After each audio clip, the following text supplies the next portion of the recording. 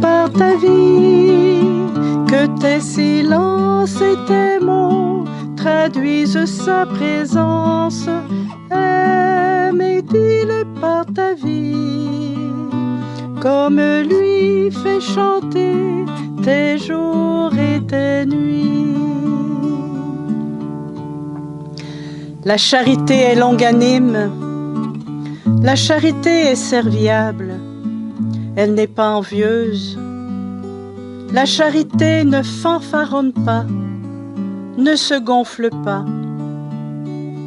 Elle ne fait rien d'inconvenant, ne cherche pas son intérêt, ne s'irrite pas, ne tient pas compte du mal.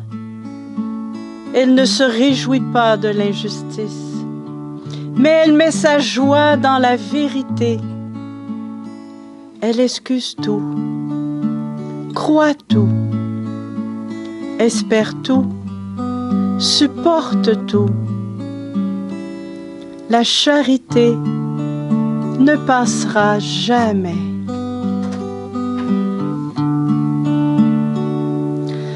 Aime et dis-le par ta vie, que tes silences et tes mots traduisent sa présence. Aime et dis-le par ta vie, comme lui fait chanter tes jours et tes nuits.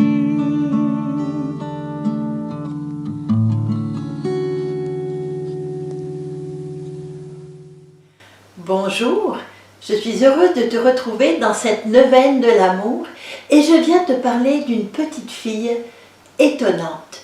Une petite fille qui a vécu 11 ans au début du XXe siècle, de 1911 à 1922. Une petite fille qui est l'aînée de 4 enfants. Cette petite fille s'appelle Anne de Guigné. Elle est née à Annecy, en France, dans les Alpes françaises.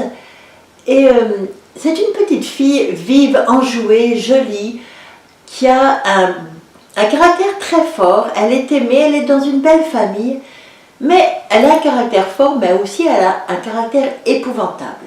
Elle est colérique, orgueilleuse, dominatrice.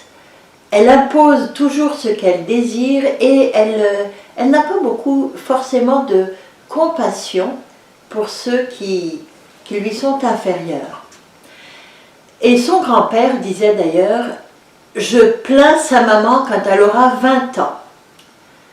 Alors c'était une petite fille qui avait beaucoup de qualités, mais qui avait aussi de gros défauts.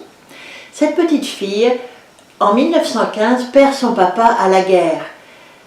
Et sa maman en est très très triste, très malheureuse. La voyant pleurer, Anne dit à sa maman « Je voudrais tellement te consoler ». Et sa maman la regarde et lui dit « Anne, si tu veux me consoler, sois bonne, sois bonne ».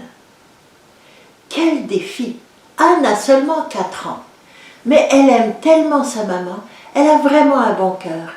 Alors, elle va se laisser guider par l'amour. L'amour pour sa maman va devenir son chemin de sainteté.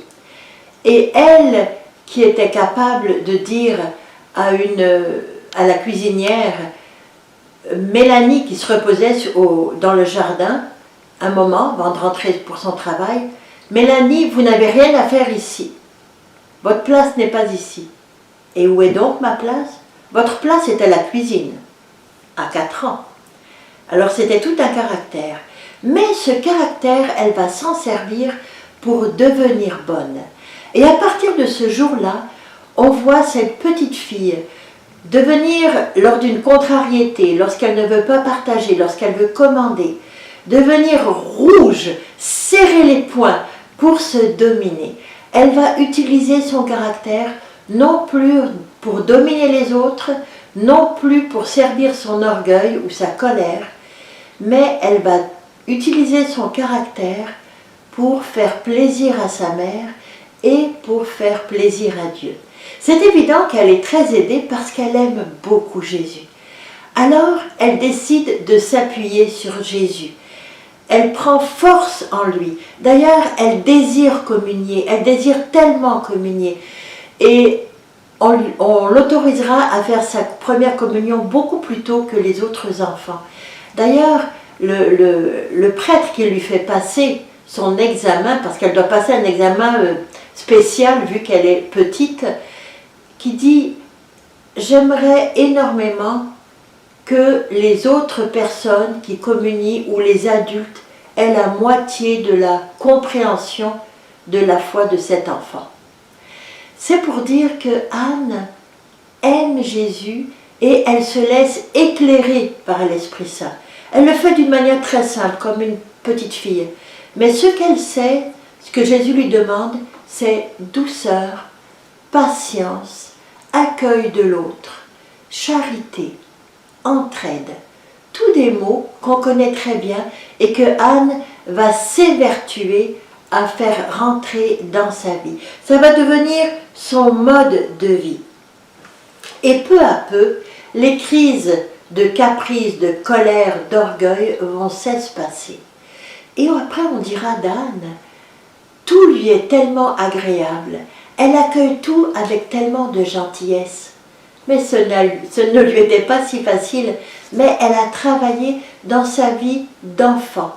Elle avait une âme une âme sainte dans un corps d'enfant. Elle était forte de Dieu. Elle s'appuyait beaucoup sur Dieu. Elle faisait aussi des efforts continuels. Elle ne se relâchait pas dans ses efforts. Et c'est ça qui lui a permis de tenir jusqu'au bout. Et elle a découvert un amour immense d'être avec Jésus, envahi d'une paix profonde de son amitié particulière avec Jésus. Et de cette paix, elle en a fait profiter tous ceux qui étaient autour d'elle. Et au fur et à mesure de sa croissance, 7 ans, 8 ans, 9 ans, 10 ans, son amour s'élargissait. D'abord sa mère, ses sœurs, ensuite les personnes qui vivaient dans son entourage, ensuite ceux dont elle entendait parler, ensuite le monde entier. Et lorsqu'elle a eu 10 ans, elle a été frappée d'une maladie cérébrale, on pense que c'était une méningite, et elle est morte au mois de décembre, elle a été malade, elle est morte au mois de janvier, elle n'avait pas tout à fait 11 ans. Puis quand on priait pour sa guérison, elle disait « Oui Seigneur, guérissez-moi, et guérissez aussi tous les autres malades du monde entier. » Son cœur était à la dimension de l'univers, son cœur était uni à celui de Jésus. Une vie toute simple, une vie pure, une vie avec des efforts de conversion qui ont porté un fruit. Et lorsqu'elle est décédée, tout le monde a vu partir une sainte.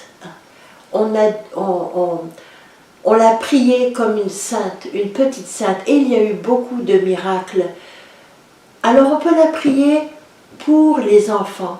On peut la prier lorsqu'on a un caractère épouvantable, qu'on n'arrive pas à maîtriser son caractère. On peut la prier lorsqu'on veut faire grandir son amour pour les autres. Lorsqu'on veut que le chemin qui nous mène à Jésus soit un chemin d'amour, on peut lui demander son aide. C'est une petite fille étonnante qui a vécu une vie tout à fait ordinaire, mais qui a vécu une grande vie aux dimensions de l'amour. Elle a laissé rentrer Dieu dans sa vie, elle a laissé l'Esprit entrer dans sa vie. Et sa vie est devenue, comme dirait notre mère Sœur Jeanne, une incarnation mystique. Ça veut dire que l'Esprit a pu donner libre cours à l'amour dans la vie d'Anne. Elle a laissé l'Esprit incarner dans sa vie tous les gestes d'amour qui lui inspiraient. Alors, je te souhaite une bonne journée en compagnie d'Anne de Guigny. Au revoir et à demain.